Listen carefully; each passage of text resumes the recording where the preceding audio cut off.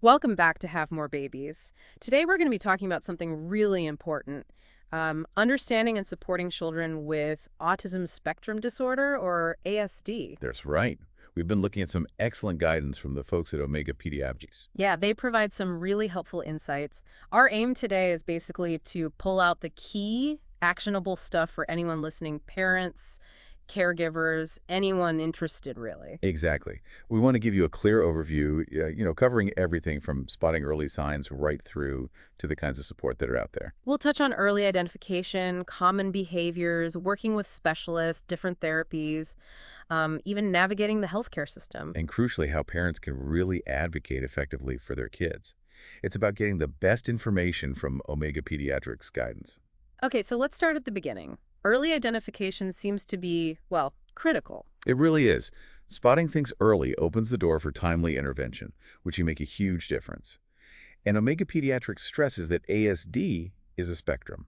Meaning it looks different in different kids. Precisely. Its impact varies massively. Yeah. So those early cues, they can be quite subtle sometimes. Omega Pediatrics actually gives some age-specific examples, like around 9 months old. Yeah, maybe not consistently responding to their name or having a limited range of facial expressions compared to other babies. It's about noticing patterns, not diagnosing on the spot, of course. Right, just observation. Yeah. And then moving towards, say, 12 months. Around then, you might see less engagement in simple interactive games like peekaboo, or maybe fewer gestures, waving, reaching out. Okay. And by 15 months. They might not be sharing things they're interested in or trying to communicate those interests to you.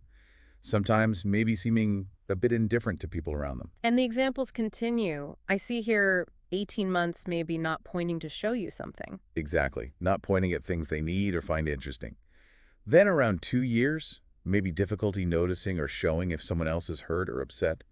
That points towards empathy development. And by 3, not wanting to play with other children. Potentially, yeah. Less interest in interacting with peers. And Omega Pediatrics follows this into the preschool years, too. Age 4, maybe not much pretend play. Right, like not pretending to feed a doll or drive a toy car with sounds, that sort of imaginative engagement. And by 5, maybe not spontaneously singing or dancing or performing for you. Again, it's not just one thing in isolation, is it? It's a collection of these potential signs that might make you think, okay, let's talk to the pediatrician. Absolutely. And it's not just about the social communication side. Omega Pediatrics also highlights repetitive and restricted behaviors. What does that look like typically? Well, it could be lining up toys or objects Mhm. very precisely and getting quite upset if that order is changed. Okay. Or sometimes echolalia, repeating words or phrases they've just heard, or maybe lines from TV shows. And routines become really important, too. Very important. Getting upset by small changes in routine is common. Also developing really intense, focused interests in specific topics. Adhering rigidly to certain patterns or rituals. And what about things like hand flapping? Is that included? Yes, that falls under self-stimulatory behaviors, or stimming. Things like hand flapping, rocking, spinning.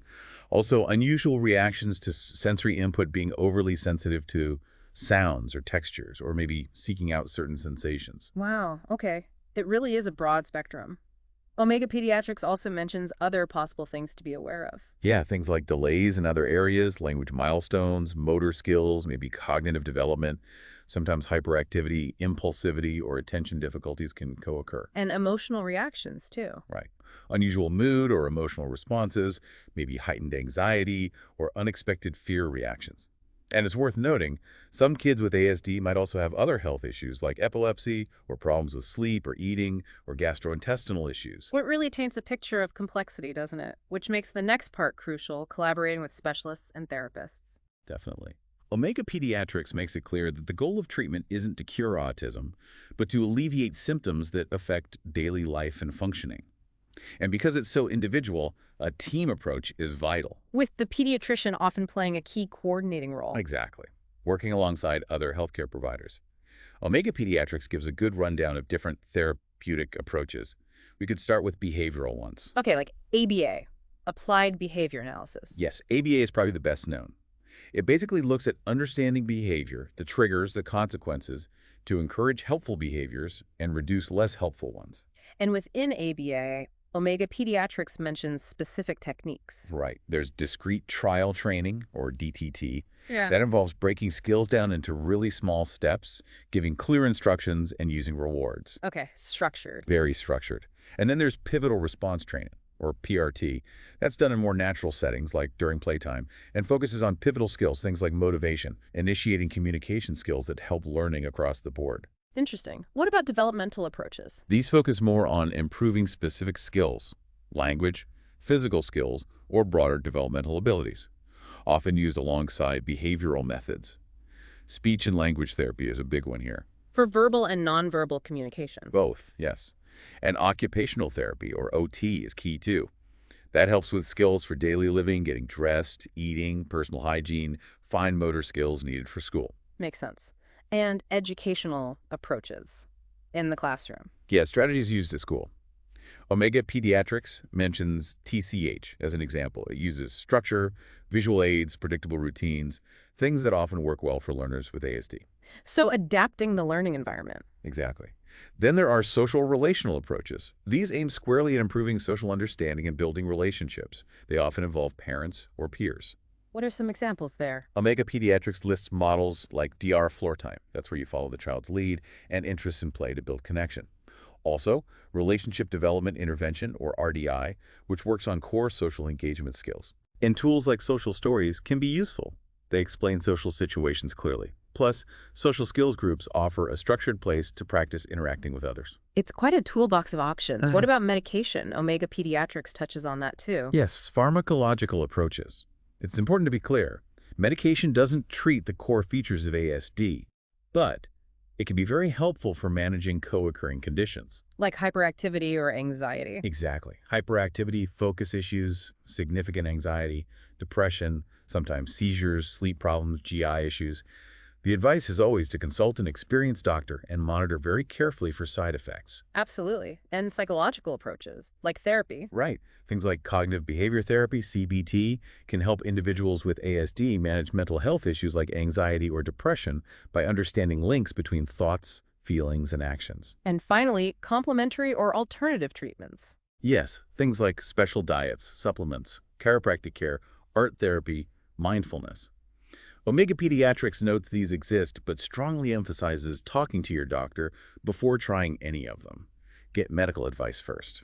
That seems like very sound advice. It all points to needing a really personalized plan. Now, navigating the actual healthcare system for these services, that can feel daunting. It can. Omega Pediatrics highlights that delays in getting identified and starting interventions can, unfortunately, impact social and academic progress down the line. So getting plugged into services early is key. What about very young children, birth to 3? That's where early intervention services come in. These programs are designed to build those critical early skills: speech, movement, social interaction. And Omega Pediatrics says you don't always need a doctor's referral for an evaluation. That's a really important point they make. Parents can often self-refer for an evaluation if they have concerns. And crucially, a child can often get specific therapies, like speech therapy, through early intervention without a formal ASD diagnosis if they show delays in that area. That's huge for parents with those early worries. What about older kids, school-aged? For kids aged 3 up to 22, special education services are available through the public school system. This is for children with disabilities, and that includes ASD. This involves things like IEPs. Yes, the Individualized Education Plan, or IEP, or sometimes a 504 plan. These documents outline the child's specific needs and the supports and services the school will provide. And again, like early interventions, sometimes services can start based on identified needs even before a formal ASD diagnosis is finalized. So support is there at different stages. That's reassuring.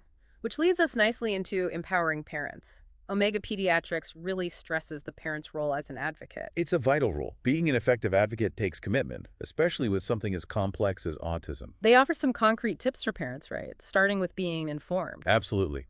Learn as much as you can about ASD, about how it affects your child, talk to experts, read reliable sources, but also trust your gut.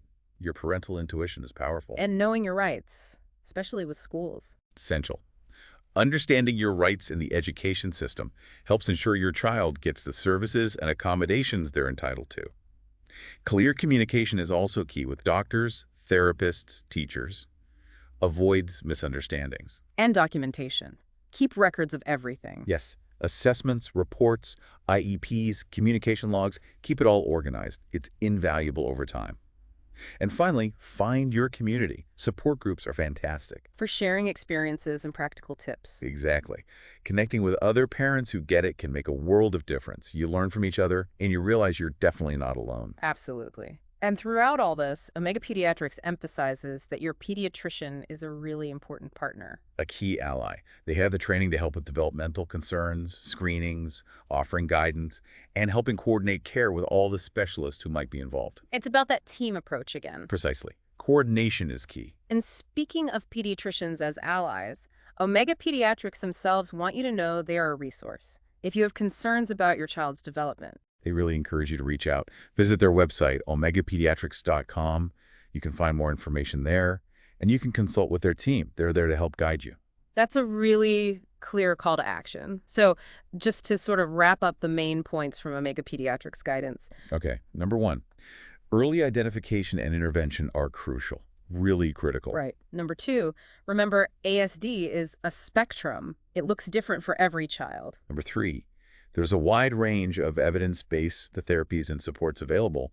It's about finding the right mix. And number 4, parents are the most powerful advocates, and your pediatrician is a vital partner on that journey. Absolutely. And we really want to reiterate that resource. If anything we've discussed today resonates, or if you have those nagging concerns, please do visit omegapediatrics.com. Yes, definitely check out omegapediatrics.com to learn more and connect with their team for guidance. And if you found this conversation helpful today, we'd really appreciate it if you'd like this video, subscribe to our channel for more discussions like this. And please share it with anyone else you think might benefit from hearing this information. Yeah, spread the knowledge. Finally, just a thought to leave you with. Keep observing your child, keep learning, and never hesitate to seek support when you feel you need it. Remember, you're not navigating this alone. Thank you for joining us on Have More Babies.